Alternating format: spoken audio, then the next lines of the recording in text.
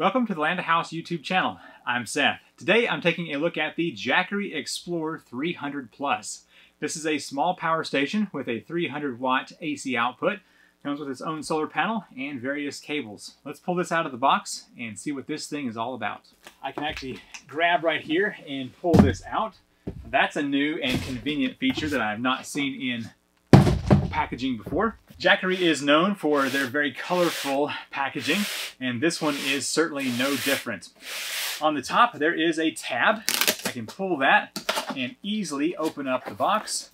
One thing I'm noticing already, their box packaging has definitely improved. I like that. All right, let's go ahead and pull the items out of here. Got a little storage bag with some cables inside. Here's a user manual and a much bigger user manual. Now this unit does come with a small 40 watt solar panel, which is really fun to see. Here is the Jackery Explorer 300 Plus. Now that I have all the items pulled out of the packaging, let's go ahead and take a look at each one. Let's get to the power station here in just a moment. So here we have the box containing the 40 watt solar panel. Well, if there was such thing as a cute solar panel, I suppose this would be it right here. It's 40 watts and it does have the Jackery logo here on the front. It folds out like an accordion. It's got a few pieces of foam to keep that protected, but there you go. It's just gonna fold out and has various cells there. The bottom of the panel has snaps and the top just has this magnetic piece that folds down and keeps that together. Let's open up this bag real quick and see what cables we have included with this. All right, I'm seeing a little adapter here that will go from a barrel plug to a USB Type-C. This one right here is a regular AC, so it has your 3-prong on this side, and then over here is just your typical plug for going into the unit. So this one right here must be for our solar panel. And it looks like that cable is nice and long. I'd say an easy 8 foot right there. So this right here will plug into the solar panel, and then this side is what plugs into the power station. The cables included are for the solar panel and the AC power. Now let's take a closer look at the Jackery Explorer 300 Plus here. So on the top, it does have a fold down handle. There is a piece of plastic underneath with some grip behind it. The handle seems a little bit hollow and weak, but it does have extra plastic inside to make it strong enough for the size unit that it's picking up here. So on the business end, we can see there is the car charging port. I like to call it a cigarette lighter port, but they're trying to change that. It's got a display over here. I can remove that film and we'll look at the display here in just a bit. There is a light button to turn on this LED light over here. You've got one 300 watt outlet for AC, and that can be turned on and off right there. And over here is the button for your little DC side. You've got your USB Type A 15 watts. You've got a USB Type C 15 watts and a 100 watt in and out for the USB Type C down there. It's got some slits for cooling and also has the AC input on that one. It's just got a sticker to show you some information about the unit. And then on this side, just some slits for cooling and nothing else as far as the input goes. So it looks like to charge this unit through the solar panel, we're gonna have to have that little adapter that was included. And that will go from a barrel plug to the input USB Type-C, which is right down here. So very interesting. A few noteworthy specs for this power station. It's the Jackery Explorer 300 Plus. It has a lithium-ion battery at 22.5 amp hours, 12.8 volts DC, for a 288 watt hour. This unit does have bypass mode for the AC input. For DC input through USB Type-C, you can do 100 watts max. The total AC output is 300 watts. Let's check out the display here. I'm gonna go ahead and press the power button. A green light just turned on to show that it has powered up. It was shipped at 30% battery. There is currently no input and no output. If I turn the LED on here, it is using 1 watt right there. And press that again, and it's got some different settings, and now it's off. Now if I move down here to the DC output, that right there just shows that it has turned on these 3 USB. And turn it off there. And if I turn on the inverter, let's see what it shows here. Without an output, it says it'll last for 11 hours with that on. We can go ahead and turn this off. Very nice. All right, if I push the power button up here, it will turn off the display. Let's see if I have to hold that down to turn the unit off. There we go. Yep, now it is back off. Now, as we read in the instruction booklet, it's able to have a bypass power of 300 watts. So let's go ahead and plug up the AC power. Turn that on. I can plug this up right over here on this side. One nice thing to see is that the display turned on as soon as the power was connected over here. It's currently got 65 watts for the input. Let's see if that will increase some. And it's currently got 30%, but there is a dial going around showing that it is charging. Now, one of the manuals that comes with the Jackery is the app manual. And so I've got my Jackery set up that it's blinking the Bluetooth and it's blinking the Wi-Fi up here. So I'm going to go ahead and open up my app, which I've already got the app installed here on my phone. And I want to go into Bluetooth and turn that on. All right, scanning for devices, it has found this unit here. Let's go ahead and click that, and now I believe we are connecting. So right now I'm just connected to the unit through the Bluetooth, and you can see here the input is 66 or 67 watts, and it is matching right here, 33% power going in. It has no AC output currently. You can turn the light on. And yep, it does show up on the app as the light being on. If I click that, it will turn it off. So yeah, basically it's just showing the same information on the phone as it is here on the power station. All right, let's give this a little bit of time to fully charge up. It says 3.4 hours at the 67 watts that we're currently seeing. Be nice to see that charge a bit faster, but oh well. Cool, so you can use your app to turn on the AC here or the DC by just tapping on the phone.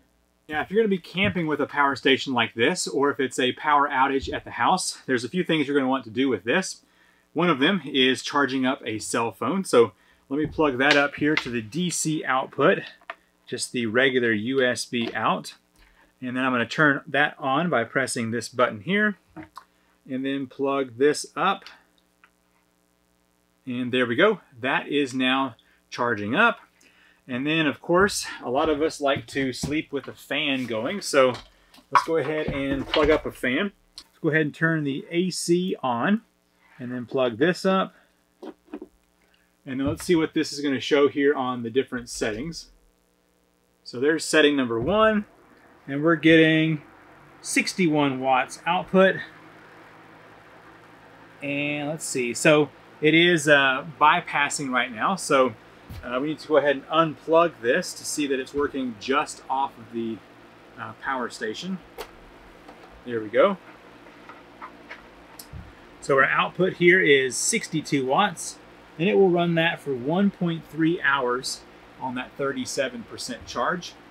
Setting with the middle setting here, 73 watts, and then the high setting, 85 watts. It'll run that for 1 hour. So basically you could probably get a one night off of this if you have it fully charged up with the fan running as it is.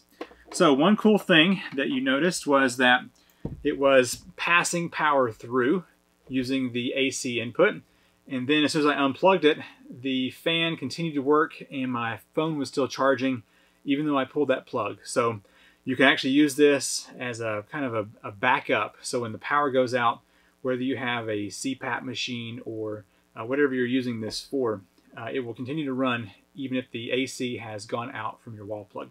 I'm going to let this charge up to 100%, and we will do a discharge to see how this battery performs after it has been used with a full load. I now have the power station fully charged to 100%. It's time to do a discharge test. I've got an LED light panel here that uses around 200 watts, but it's also sensitive to a pure sine wave inverter versus a modified sine. So if this has a flickering, we'll know this is not a pure sine wave, and that will give us a good test on that. So what I'm going to do is use a kilowatt meter here, and I'm going to plug this up, and then I'm going to plug the light panel into that here in just a moment.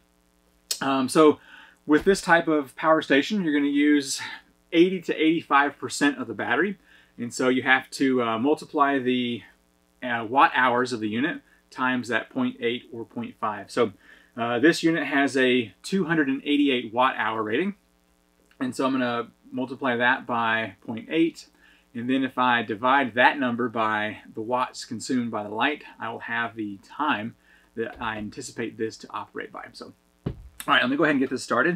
I'm going to turn the unit back on by holding the power button. There we go. It now shows 100%.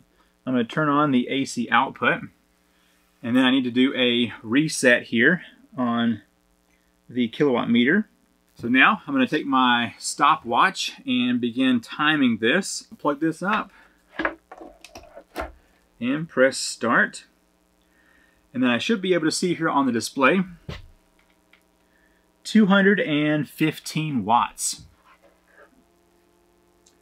Notice the fan kicked on pretty quick here. As far as the math goes, we know this unit has a 288 watt hour battery times 0.8 to use that 80%. That's 230 divided by 215 watts.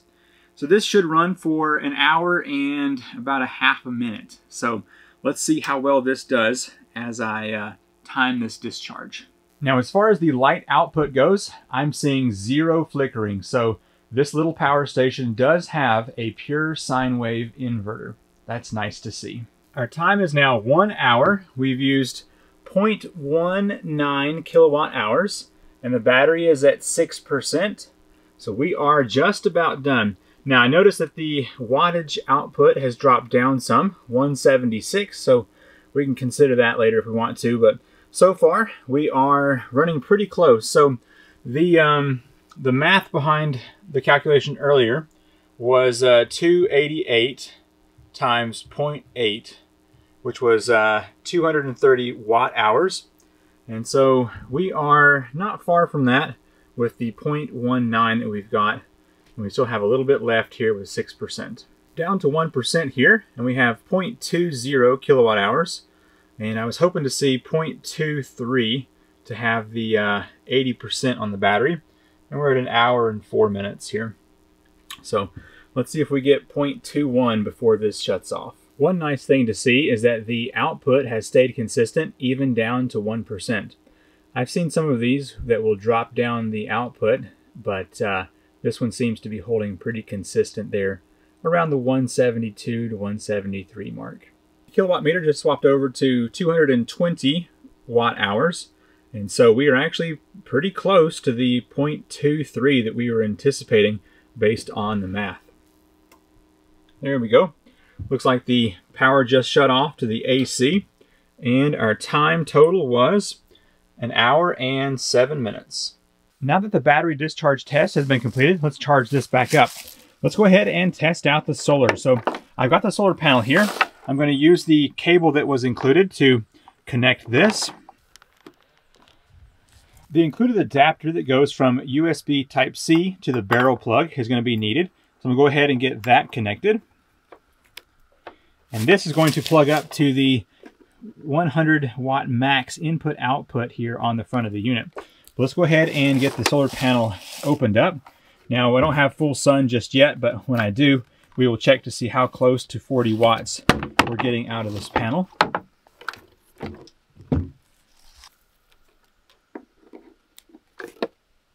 Display has turned on immediately. Let's go ahead and get this angled into the sun. I set the solar panel in the sun and angled it so it's fairly optimal to get the maximum power output. Stepping over here to the power station, take a look. I see 32 watts coming in from this panel, and it seems to be holding pretty steady. 7.7 hours charging on this panel. I wanted to give you an example of the LED light that's on this unit. So it is pitch black outside, no moon, no stars shining, and you can see here this light is shining about 35 feet or so, and is more than enough to walk around with at night. So very cool. Definitely nice to have a light on a power station like this. And once again, for an example of the light here inside, you can see it is definitely a spotlight. So you would use this to point at things and not so much to fill a room, but definitely bright enough to work by for sure. I've been using the Jackery 300 now for about 2 weeks, mostly just charging up a cell phone. But I have, I guess, a general idea of whether I like or don't like this unit. So first of all, some positive notes. It does have pass-through power, so you can plug up a small device and use this to basically be a battery backup. Let's say you have a CPAP machine, then you can just plug this up, turn it on, run the CPAP through, and if the power goes out during the night, then it'll just continue working.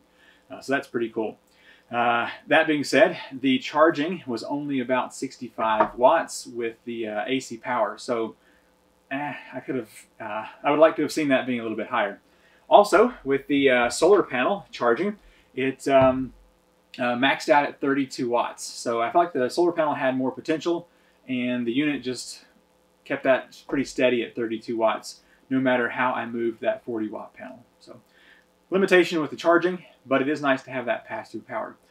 It is a small unit that is lightweight, so you can store this in a closet, in the car, under the bed, just wherever you need to keep this for emergency backup. It does have a pure sine wave output, as we saw with my LED panel. So if you have an electronic device that is sensitive to that, it is nice to know that this unit will be able to charge that without having a modified sine. I also like how it had full power output at 1% on the battery. So very nice to know that it's not going to be cutting that back as you get close to 0 on the battery. So charge time is pretty slow with either one of these, the AC or the solar panel. So just keep that in mind, that it's going to take a while. So yeah, just kind of a trade-off for having such a small unit here. I like how bright the light was, and the outputs seem to work just fine. So in conclusion, I think I would have liked to have seen it charge a little faster. It'd be nice to have a wireless charging port for a cell phone up here on the top, but all in all, the unit seems to work as advertised and seems to be a good product. I will have a link to this in the description down below if you want to check out more information. Thanks for watching, and I will see you in the next video. Bye.